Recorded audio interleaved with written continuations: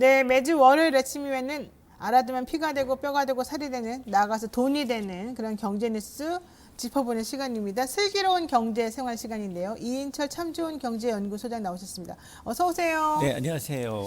네, 결국 소상공인 2차 방역 지원금과 손실 보상금이 지급이 되고 있습니다. 지금 소상공인들한테 물어보니까 돈 받았다는 분들이 좀 있으시고, 네, 그리고 조금 한숨 돌렸다. 이런 분도 있으시던데 어떻습니까? 그렇습니다. 이제 2차 방역 지원금은 사회적 거리두기와 영업시간 제한 조치로 인해서 피해를 입으신 소상공인들한테 좀 더 두텁게 지원하기 위해서 국회가 지난주에 추경을 통과를 시켰습니다. 네. 당초 정부가 한 14조 원을 추경을 편성을 했는데 여기에 플러스 알파 2조 9천억 원이 더 그렇죠. 증액이 됐습니다. 16조 9천억 원의 추경안이 확정이 됐는데 이게 현 정부 들어서는 10번째이자 거의 마지막이 될 것 같아요. 그래서 이번 지원 대상은 기존 1차에 320만 명 네네. 플러스 12만 명이 더 대상이 늘어났습니다. 그래서 총 332만 명에 이르는데요. 지난달 23일 첫 지급이 시작이 됐어요. 첫날과 둘째 날은 이 2부제, 사업자 등록번호 끝자리 2부제로 했는데 홀짝으로? 그렇습니다. 거의 대상자 10명 가운데 8명가량이 신청을 해서 당일 받았어요. 어머, 빨리도 하셨네요. 그렇습니다. 급하다는 게 드러났네. 그렇죠? 근데 그 국민의힘 쪽에서는 왜 굳이 급하지도 않은데 이 시점에 그걸 꼭 해줘야 되냐 이러면서 반대를 사실 처음에 했었잖아요. 이런 추경은 일반적으로 편성된 예산 이외의 긴급한 사태에서 투입하는 도이기 때문에 네. 가능하면 빨리 지급하는 게 가장 그러니까 효율적이고요. 그게 맞는데, 그렇습니다. 김은혜 의원 같은 경우에는 그걸 왜 지금 하냐, 천천히 해도 되는데 이렇게 말해가지고 사실 우리가 깜짝 놀랐거든요. 그때 당시. 아마 그 표 계산 때문에 정치적인 이슈로 아마 이걸 결부시키는 네. 것 같은데 그와는 반대로 어쨌든 1인당 지원 금액이 기존에 1차 때는 100만 원이었거든요. 그러니까, 근데 이번에 3배가 늘었어요. 증액된 네. 300만 원으로 일단 업종에 관계없이 지난해 12월 15일 이전에 개업을 해서 매출이 줄어들었다면 대상자고요. 네. 이전에 지급받은 여력이 있었다면 지금 국세청이 관련 증빙 서류 없이도 정부 안내 문자 받고 바로 아마 신청하고 1시간 만에 받았던 분들이 있다라고 하니까 그 어느 때보다도 당일 신청, 당일 지급을 원칙으로 해서 유례 없이 신속하게 지급이 되고 있는데 일단 안내 문자를 받으셨다면 파란 창에다가 네. 소상공인 방역 지원금 치시면 이 사이트가 별도로 있거든요. 네네. 오전 9시부터 온라인으로 신청이 가능하고 그리고 신청하시게 되면 첫날의 경우에는 오후 3시 이후부터 순차적으로 돈이 나갔기 때문에 네. 바로 입금이 되는 시스템으로 지금 되고 있습니다. 다행입니다. 어쨌든 간에. 근데 날치기 통과 요걸 얻어먹었지만 어쨌든 필요한 통과를 했으니까 그나마 다행인 것 같고요. 방역 지원금 이거 지급 대상하고 기준이 조금 있습니까? 그렇습니다. 네. 지금 사실은 기존에는 1차 대상자가 한 320만 명이었는데 여기에는 간이과세제가 빠져 있었고요. 간이과세자. 그리고 연매출 10억 원을 초과하고 30억 원 이하 사업체 12만 명이 추가가 됐는데 크게 하시는 분들한테는 좀 도움을 좀 덜 드린 측면이 있거든요. 근데 대형 숙박업소라든가 이런 경우에는 좀 빠졌었는데 이분들이 좀 포함이 됐습니다. 그리고 또 여기에다가 이 학습지 교사라든가 캐디라든가 프리랜서와 같은 약 68만여 명에게 최대 100만 원의 긴급 고용 안정 지원금이 지급이 되고요. 네. 이렇게 일감이 줄어든 취약계층도 지원하겠다라는 거고. 특히 이전에 지원받은 대상이 있던 사람은 별도 심사 없이 한 50만 명 정도는 한 50만 원 바로 나가고요. 또 새로 지원 대상이 된 한 12만 명에 대해서는 소득 감소 여부를 확인하는 절차가 좀 필요하기 때문에 아마 조만간 지급이 되는데 특히 특별 고용 특고나 아니면 네, 프리랜서 특고. 긴급 아용 고용 안정 지원금의 경우 이 법인 택시 그리고 버스 기사의 경우에도 3월부터 지급이 되고요. 또 요양보호사 수당의 경우에는 조금 늦은 4월부터 지급이 시작될 예정입니다. 그렇군요. 근데 이제 어쨌든 이렇게 되면은 국채 발행을 해야 되는데 국채 발행이 심각한 수준으로 증가를 할 수 있습니까? 이 정도가? 일단은 그 정부가 제출했던 14조보다는 한 2조 9천억 원이 증액이 됐습니다. 그럼에도 불구하고 늘어난 예산은 여유 기금, 예비비를 활용하겠다. 네, 다만 네. 이제 당초 국채 발행 계획이었던 11조 3천억 원은 유지하겠다는 겁니다. 자, 이걸 반영하게 되면 올해 국가 채무는 한 1,075조 원 가량 늘어나서 이제 50%를 찍게 됩니다.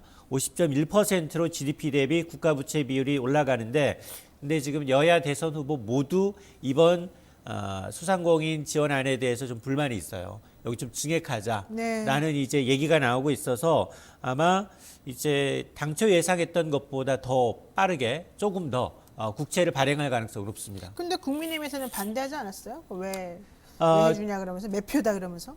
그런데도 불구하고 이제 이 본인이 당선이 되면 1,000만 원까지 기존의 일반 예비비 그리고 이번에 300만 원, 정부가 했던 100만 원 그리고 추가로 600만 원 많이 합쳐서 주네요. 이제 1,000만 원까지 네. 보상을 더 확대해야 한다라고 얘기를 하고 있고 네. 그러다 보니까 이제 아마 누가 차기 정부의 수장이 된다 하더라도 코로나 방역과 관련해서 피해 지원위에서는 대규모 이제 지원이 좀 불가피한 상황입니다. 근데 우리나라는 아직까지는 국채 발행으로 인한 국가 부채 비율이 다른 나라보다는 좀 적은 편 아닙니까? 아마 이게 이제 대선 토론 과정에서도 문제가 됐어요. 과연 어느 정도가 적정이냐라는 부분에 대해서 뭐 60이다, 80이다라는 얘기가 있는데요. 어쨌든 지금 현재 이제 50%밖에 안 되잖아요. 우리가 이제 선진국들에 비해서는 한 절반 정도 수준으로 네.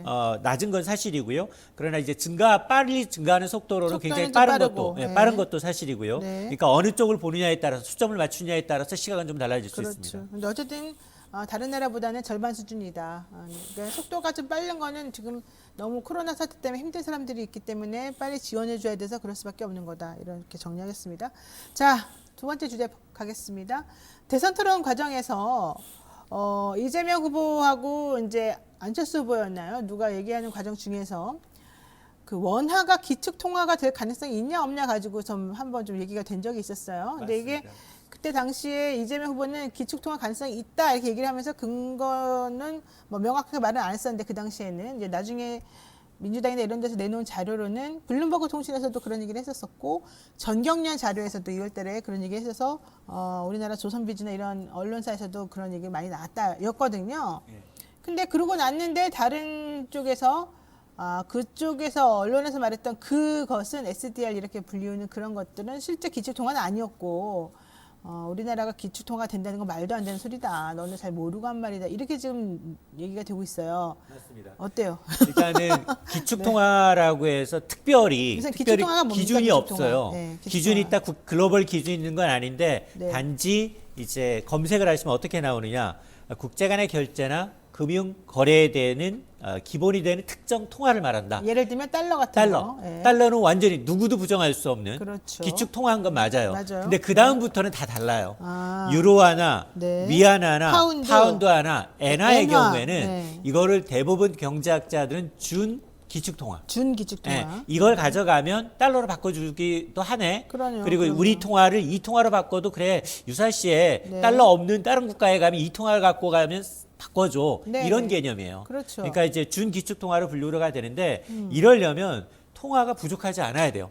달러가 전 세계로 통용이 되는데 달러가 부족하면 그건 기축 통화가 아닌 거거든요. 그렇죠. 안정적으로 공급해야죠. 그렇습니다. 자유롭게 교환해야 되고 국제적 신뢰가 굉장히 쌓여야 합니다. 그렇죠. 그러면서 수요와 공급을 다 맞춰줘야 되는 부분이 있거든요. 그러니까 어느 정도 발권력이 있고 손해를 봐야 돼요. 기본적으로. 발권력, 네, 예. 돈을 기본적으로. 찍어낼 수 있는 능력. 예. 그렇습니다. 또 하나가 글로벌 금융시장에서의 해당 통화를 보유한 국가로서의 안정성이 높아서 이런 기능과 조직이 다 가능해야 되는데 지금은 아무리 뭐 중국이 미국을 굉장히 경제로 앞지르겠다 이런 얘기를 하고 있지만 위안화는 거리가 멉니다. 네. 그래서 아마 이제 기축통화라고 하면 전 세계인들이 인정하고 있는 건 달러와 그다음에 준기축통화로 포함되고 있는 말씀하셨던 것들은 이제 IMF가 유사시에 우리가 이제 과거에 IMF 때 손 벌렸던 걸 기억하실 겁니다. 네네. 그러니까 이제 통화 바스켓이라고 해요. 여기에는 5개 통화가 들어갑니다. 달러가 들어가고요. 또 유로화가 들어가고 파운드가 들어가고 그다음에 엔화 위안화가 들어가서 여기에는 지금 들어갈 가능성이 높다라는 거예요. 여기에 실제로 들어갈 가능성이 있다. 여기는 5년마다 통화 바스켓을 조정을 합니다. 그렇죠. 그래서 2015년에 위안화가 들어갔어요. 네. 근데 위안화가 들어갔다고 해서 IMF SDR 통화 바스켓에 들어갔다고 해서 이걸 기축통화라고 인정을 하느냐? 사실 그렇지는 않아요. 왜냐하면 여기는 IMF 구제금융을 받는 국가들이 이 비중만큼 이 돈을 가져갈 수 있는 비율을 따지는 것이기 때문에 뭐 예를 들어서 외환시장에서 흔하게 주식시장에서 외환시장에서 외환거래에서 위안화가 굉장히 많이 쓰인다. 절대적으로 80% 내지 90%는 달러화.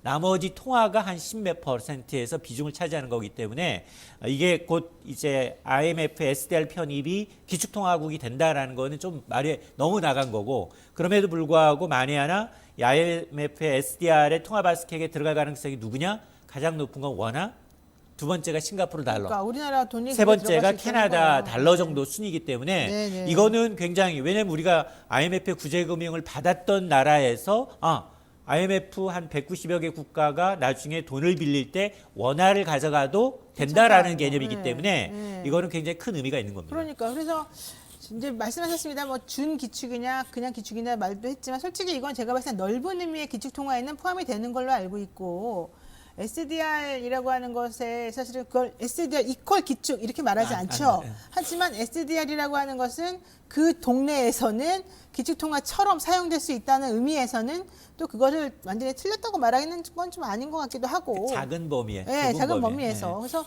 그걸 가지고서 그렇게 난리를 치는 건 제가 보기엔 좀 말이 안 되는 것 같고요. 그래서 또 하나 우리가 생각할 거는 어쨌든 그럴 가능성이 있는 거는 인정을 하고 그렇잖아요. 지금 들어갈 수 있는 가능성이 있고 우리나라가 경제가 사실 좋은 편이잖아요. 현재로서는. 그렇다면 원화가 기축통화가 된다는 것을 목표로 좀 더 열심히 해보는 게 좋죠. 왜냐하면 원화가 기축통화가 되면 유무형의 경제적 부가가치가 많이 생기잖아요. 맞습니다. 네. 아마 정경련이 이 보고서를 낸 이유도 네. 우리가 이제 외환위기도 경험했고 10년마다 위기설이 오면 늘 이제 외국인들이 자본을 급속하게 빠져나가면서 금융시장이 흔들렸기 때문에 그렇죠. 그동안 계속 그랬죠. 이걸 차단하기 위해서 우리가 안정적으로 하기 위해서. 그래서 정부가 예. 이런 노력이 필요하다. 왜냐? 네. 5년 단위로 이 SDR 이제 편입에 관련된 논의를 하는데 2020년이 이제 코로나 때문에 논의가 안 됐어요. 그래서 올 8월에 네, 올 네. 8월에 재논의가 됩니다. 그렇군요. 이때 노력을 하자라는 취지였고 네, 네. 특히나 이제 보면 5가지 근거를 두고 있어요. 한국 경제가 전 세계 경제에서 차지하는 국내 총생산은 세계 한 10위권 정도, 네. 그리고 이제 한국 증시는 시가총액에서 한 세계 9위 정도, 네. 수출은 다 5위 국가이기 때문에 세계 5위 국가 정도 들기 때문에 가능하다라는 게 이제 블룸버그의 분석이었기 때문에 네, 네. 만에 하나 우리가 정말로 이제 SDR에 편입이 될 경우 그리고 이제 더 나아가서 넓은 의미로 기축통화 국가로 갈 경우에는 네. 거의 뭐 최소 112조 원의 부가가치를 낼 수 있다라고 이제 정경련 보고서에 내고 그러니까요. 있거든요. 왜냐 당장 이러면 환율 불안정성이 굉장히 줄어요. 환율 불안정성이 죽으면 수출이 늘어요. 그렇죠. 그럼 관련 일자리가 늘어날 수밖에 없고 또 하나 여기 통화 바스켓에 들어가면 적어도 국채 발행에서 이자가 줄어들어요. 그렇죠. 안정적으로. 네. 안정적으로 이자가 불어들면 당연히 그것도 우리나라는 이득이죠. 그러니까 이런 유무형의 이제 이 파급 효과를 감안하게 되면 SDR 바스켓 통화에 이제 진입되는 거는 굉장히 큰 의미가 있다라고 볼 수 있습니다. 그러니까 그때 질문이 그렇게 국채를 많이 발행해도 됩니까? 몇 % 해도 됩니까? 이게 물어봤고 예, 예. 그렇게 국채를 발행하다 보면은 이자를 많이 내야 되는데 괜찮겠습니까? 라고 물어보니까 기축통화 들어갈 가능성도 있으니까 앞으로는 긍정적으로 보겠다 뭐 이런 취지였는데 너무 오버한 것 같아요. 근데 어쨌든 원화가 기축통화가 되면은 그 돈 찍어내는 비용 자체가 많이 줄어들잖아요. 그런 것도 사실은 상당히 의미가 있는 거 아닙니까? 그러니까 우리가 이제 관가하고 있는 게 네.